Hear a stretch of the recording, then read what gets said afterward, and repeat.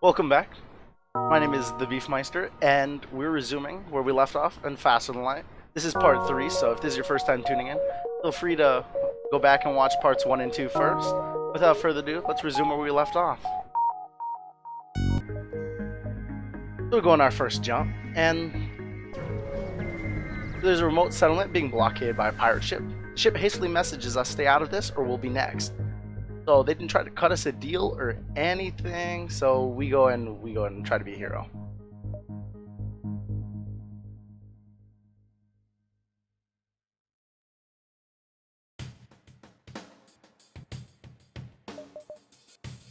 So from here we're seeing where we can measure up our pike beam, and we see that we can cut across about 5 rooms here. That's pretty solid. They're not going to last very long.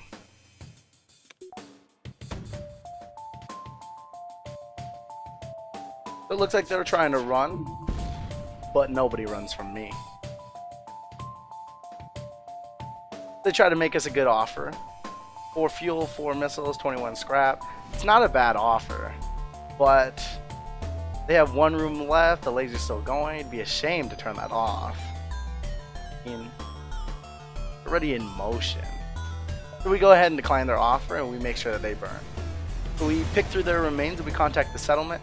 The pirates are gone, so when we signal the station, they appreciate what we've done, but there will be another ship coming to profit from them soon enough. So they can't give us very much, but they give us a good amount. I mean, we end up getting a lot more scrap than we would have got if we took the pirates' offer, and we're only down 1 missile and 1 fuel compared to what we would have got.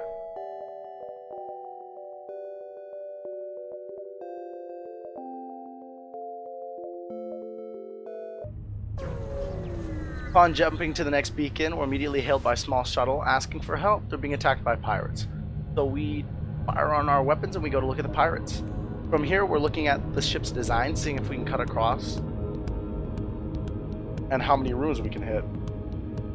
It's a pretty weird design, so we're not going to be able to hit more than 4. As we're noting the inside of their systems and seeing what we're going to disable, we actually see that they have a teleporter room, and they actually have a guy right there. So we have to get ready because we're going to see where he teleports in and how we're going to fight him. So we see that he's by our weapon system and our rock guy has a good amount of health. So we just let those two duke it out because we know that we're going to win.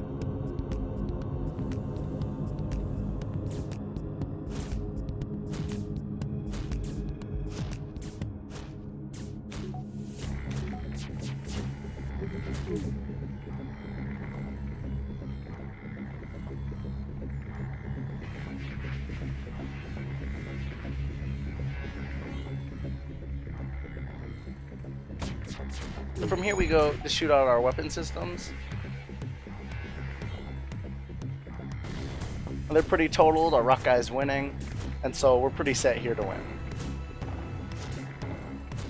And right there, our pilot and our engines guy both leveled up, so they're going to give us the max amount of dodge we're going to get from our crew.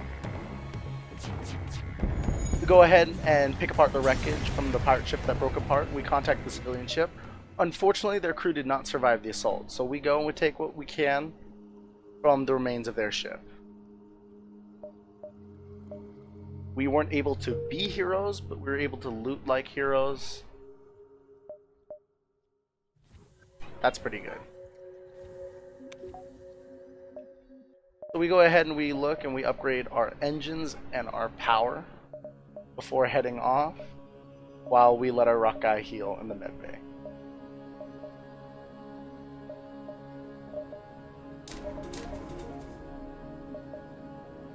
We still have a good amount of scrap stockpile because we know that we're going to come across the shop soon.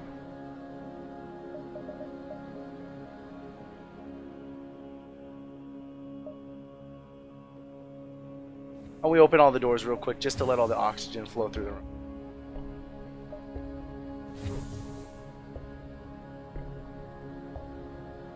So in the spirit of being a hero, we jump to the nearest distress beacon.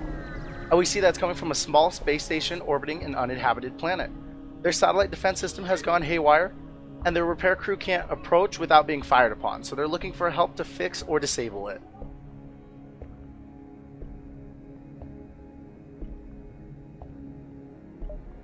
We promise to help, And so the two options are simply firing on the defense system from a distance and then repairing it remotely with our targeting system from the NG crew member. So it's actually really cool that we were able to do that, since I haven't run across this scenario before with an NG crew member. Normally if you fire against them, you have trouble breaking their shields, but they have no trouble breaking yours, so they end up taking like 5 hull damage for it. So it's really rough. So this guy gets a title because he made us some quick money and we didn't have to do anything.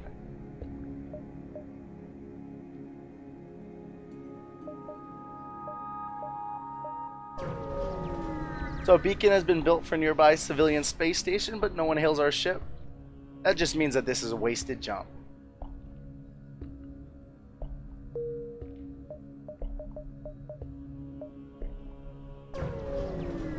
So we receive a transmission from a rebel fighter. Sorry, sir, this is nothing personal, but we're under orders. So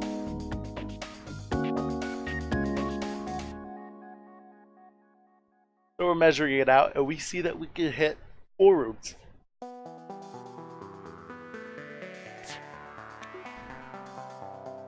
So we're just deciding which systems we're going to hit. And we're going to hit the 4 on the right, it looks like.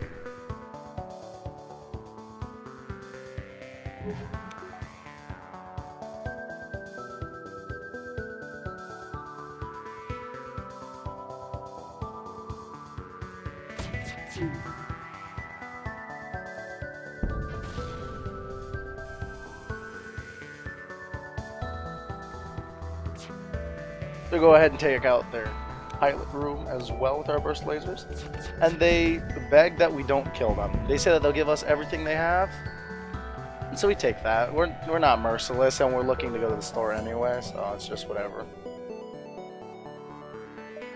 So we go over to the store, and we're looking at what we're gonna get. The two things that come to mind that look really cool are the Zoltan and the cloaking. Cloaking just sounds cool, and it adds 60 evasion to your ship. Seeing that we already have 45, 60 would make that 105%, so it's more than 100, so we're guaranteed to dodge. Other than that, we also saw the crew teleporter, since that comes in handy, but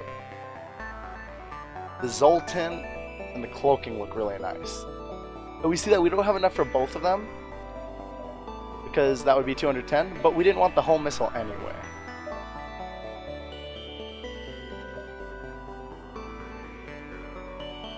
So go ahead and sell that hull missile, and we pick up both of our goods and we get ready. We take a power off of our med bay to test out the cloaking. And that looks pretty sick. And so here we're trying to see if there's a cooldown or something on it. And we'll get to see that once we get into our next combat phase, but you don't get to see it like in between. Zoltans give you 1 power to any system that they're in. If you see right there, when he's in the shields room, there's a yellow power. And so that's the bonus power that he gives. I guess you could say he has an electrifying personality. So we go ahead and put him into our cloaking room, and then we power back on our medbay. So since the rebels are catching up, we fly to Nebula.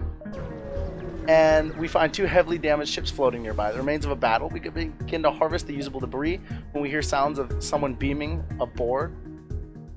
So we know that we have intruders on board. Since we can't see, but we can see that our med bay is almost broken, we can tell where they are. So we go to open the outside so that we can overheat these rooms, hopefully in an attempt to burn them out. Unfortunately, we neglected our blast doors, or our doors in general, so we just have normal doors, so they can just walk into any room that they want. That is very unfortunate. So we jump to the store as soon as we can so that we can finally see these guys, because we know there's at least 3 because of how fast they're destroying stuff. Oh, we close the shop menu. We see that they've actually already walked into the next room and they're starting to kick my butt. We grab our engines guy and we send him in to fight, because we don't want anyone getting tag teamed on. We try to send a low health guy out, and we're thinking about sending our NG, but NGs have reduced combat fighting, so we go ahead and send our pilot out.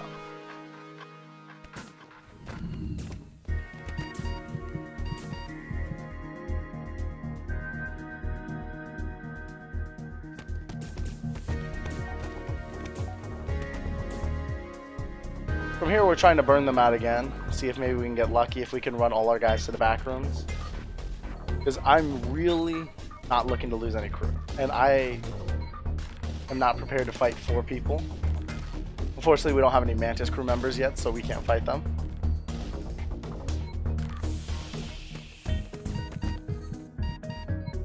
And we're trying to make sure that we don't lose anyone who's skilled yet, because that would be really unfortunate. It takes a really long time to experience up some of these guys, so we're trying to make sure we get as many of them out alive as possible.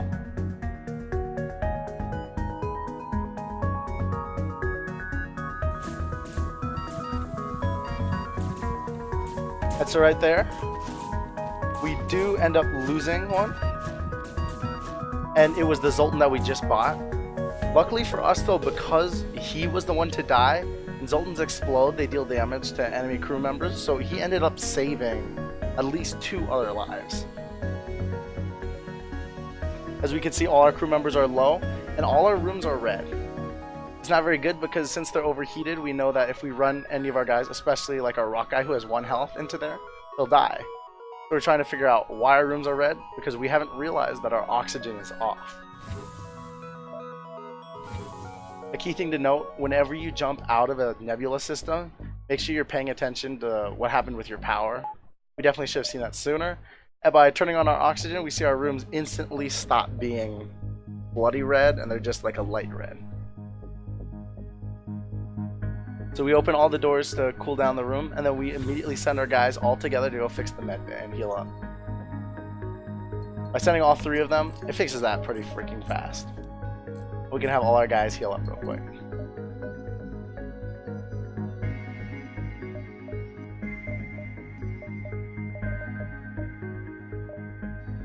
And so from here we're seeing that we neglected our doors, and we're seeing if we had sent this guy over, we would have got level 2 doors, because any guy manning a system gives +1 to that system. So it would have been really, really smart to have sent him, since we didn't have him do anything that entire time anyways. We just go ahead and send everyone to fix everything so that we can get on with the show. That's just part of the RNG in this game. Sometimes you get burnt pretty bad. But that was pretty well done. And so upon clearing our next jump, we see that there's a pirate light cruiser claiming that he owns it. And so he wants us to pay a toll. Unfortunately for him, we spent all our money at the shop. And we wouldn't pay the toll anyway. This guy is a bully. He's a throwback to like Mario Party, where you'd have the thwomp that would charge you 10 coins to pass. But inflation has hit this game, and since it's base and further in time, he's gonna charge you 25. And we're not gonna pay that. So we go to fight him, and we cut across his ship with a laser.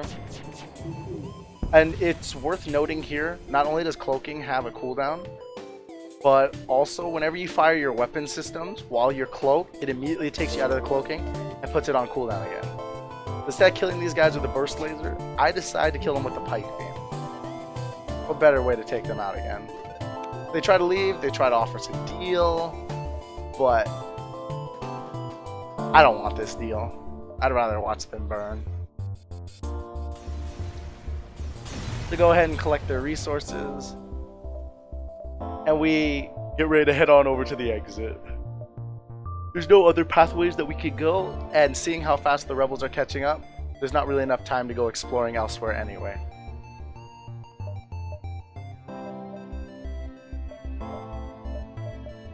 Upon jumping to the exit, we see that there's a small asteroid colony, and they're doing mining, and they message us immediately saying, "Greetings, our mining explosives have run out since the rebels blockaded the system. Do you have any extra explosives?" So we can either offer to launch a missile, we can give them 5, or we can give them 15 missiles since we have so many stockpile. We go to offer them, and while they appreciate the enthusiasm, they have protocols for the use of explosives around the workplace. Launching a military-grade weapon into their mines isn't what they'd call Union-friendly. So we decided to give them the 5 missiles, and it's not very good for the payout, but we had a lot anyway. So this will end up wrapping up this episode. If you liked it, feel free to give me a like or a comment telling me what you like. If not, give me some comment criticism telling me what I could improve on or other game suggestions. I'm always looking to play. And thank you for watching, and I'll be putting out a lot more content now that I've got everything set up.